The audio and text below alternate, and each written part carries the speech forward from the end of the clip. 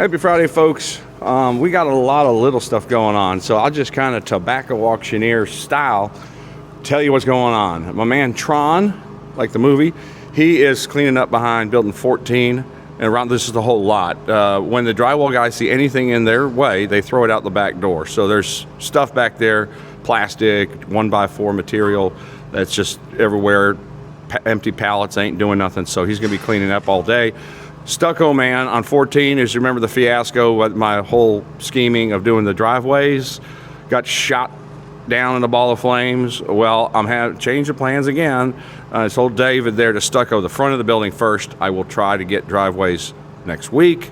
The taping and finishing of drywall continues on 14, and that's just kind of like watching paint dry. It's not the most exciting work, but it has to be done.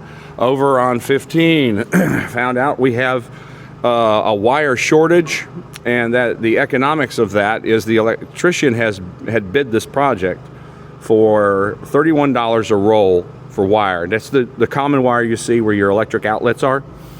You know, the yellow wire, you've probably seen a lot of that. Well, that locally here in this market, it is now $59 a roll, almost 100% increase. And he cannot operate like that, so he has sent a big truck down to Tampa, Florida to grab a bunch of wire there at $42 a roll. It's still about a third more than he bid, so this really does hurt the electrician. And then, of course, it hurts us because I needed him to start Monday, and they got here Thursday, started on Unit 1, so there's a lot of electrical rough to do, and then I need that done before I run the low voltage. Again, I'd mentioned earlier that we don't want to cause any interference in folks' internets or cable TV down the road. Because fixing that means you got to tear drywall apart, and it's not going to happen. That is not happening. And then the most sensitive of all are the Home Team Pest Defense guys. When they run their tubes in the walls, okay, that stuff is real easy to break because usually what guys will do to shortcut, they'll walk through a wall, you know, in between the studs, and we don't need to be breaking their stuff. It doesn't break like dry spaghetti, but it's, you know, it's sensitive, so he's always last. I am in building 16. Nick is going to come start framing the interior walls of this building, the second floor, on Monday. He is done with the first floor walls on 18, and he is on his way to San Antonio. And once he told me, it made sense. He's a super hard-working guy, and so he is on his way to San Antonio, Texas, to pick up a taco wagon, because the one in Florida is $29,000, the one in San Antonio, Texas is $20,000. I was like, hell yeah, that's a savings right there, brother. So he is on his way for about a 2,000-mile round trip to get that taco wagon. He's going to be setting up shop somewhere on the weekends. He also sells soap at the flea market, so he's a hard-working dude. Second floor of 18, we got some more clear news. David at North Florida Wall Systems says we should be ready for inspection of the second floor lintel and rake wall on Tuesday.